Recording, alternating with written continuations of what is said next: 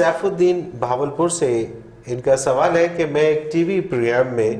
دیکھ رہا تھا کہ امریکہ بیٹھے ایک شخص کو برطانیہ کی ایسی جگہ جو اس نے کبھی نہیں دیکھی تھی کے بارے میں بتانے کو کہا گیا، تو اس نے اس اندیکھی جگہ کی چھوٹی چھوٹی چیز کی بھی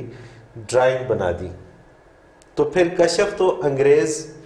غیر مسلم کو بھی نصیب ہو گیا۔ اچھی بات ہے، بہت اچھا سوال ہے۔ کشف سے مراد یہ نہیں ہے کہ آپ یہاں سے بیٹھ کر دور کی چیز دیکھ لیں، اس کے لیے ایمان شرط نہیں ہے۔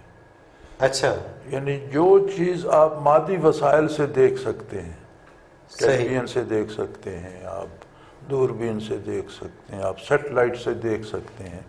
کشف سے مراد وہ ہے کہ جو چیزیں کسی آلائے ظاہری سے نہ دیکھی جا سکے ان کو دیکھے، اللہ اکبر، صحیح، روح کو دیکھے، فرشتوں کو دیکھے، برزخ کو دیکھے، آخرت کو دیکھے، حقائق کو دیکھے،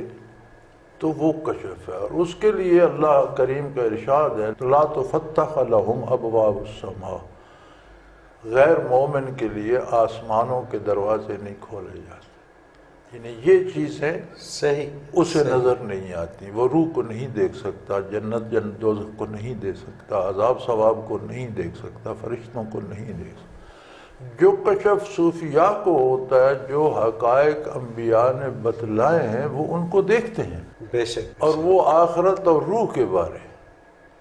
مادی دنیا کی چیزیں جو آپ مادی آلات سے بھی دیکھ سکتے ہیں، ان کا کشف تو کافر کو بھی ہو جاتا ہے، وہ انگریز ہو یا ہندو ہو یا عیسائی ہو یا یہودی ہو، کوئی جو محنت کرے گا، مجاہدہ کرے گا، نیند کم کرے گا، کھانا کم کھائے گا، خلوت میں بیٹھے گا، لوگوں سے اختلاط نہیں کرے گا، تو محنت کرنے سے اتنی استعداد پیدا ہو جائے۔ صحیح، یعنی کہ یہ بنیادی فرق ہے۔ بنیادی فرق یہ ہے کہ جو چیزیں مادی آلات سے دیکھی جا سکتی ہیں ان کا دیکھنا کشف نہیں ہے۔ صحیح،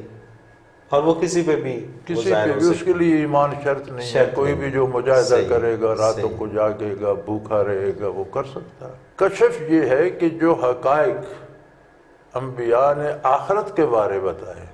ان کو، امام غزالی رحمۃ اللہ تعالیٰ علیہ نے اپنے حالات میں یہی لکھا ہے نا کہ جب میں نے یہ حدیث پڑھی کہ جب بندہ وضو کرتا ہے، ہاتھ دھوتا ہے تو ہاتھ کے گناہ جھڑتے ہیں، کلی کرتا ہے تو منہ کے گناہ جھڑتے ہیں، بازو دھوتا ہے یا پاؤں دھوتا ہے تو یہ گناہ اس کے ساتھ بہہ جاتے ہیں، تو مجھے یہ تجسس ہوا کہ یہ ہمیں نظر کیوں نہیں آتا۔ حضور نے فرمایا وہ تو سچ ہے، بالکل صحیح، کوئی ہم میں کمی ہے، ہمیں دکھائی دینے چاہیے۔ تو پھر مجھے تصوف کا تجسس ہوا، اور پھر میں شمس تبریز کی خدمت میں حاضر ہوا، اور پھر میں نے دیکھا کہ واقعی ایسا ہوتا۔ سبحان اللہ، سبحان اللہ، سبحان اللہ۔ حضرت جی ایک